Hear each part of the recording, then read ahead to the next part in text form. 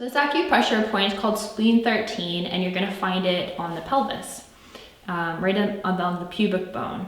So how you find it is you wanna put your whole hand gently on the lower belly. And I wanna add here that you always, if you're working on somebody else, to always ask them first or let them know.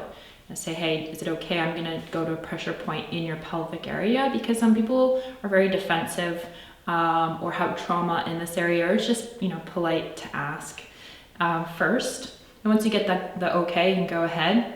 And then start with the whole palm on the lower belly and follow the way down until the lower finger hits the top of the pubic bone. And then you want to go to the side of the pubic bone and the hip bone, and right in the middle along the crease of between the leg and here is this acupressure point. Okay, so then you want to go in slowly and gently because it's a sensitive area. And then hold it for 3 nice, long, slow, deep breaths.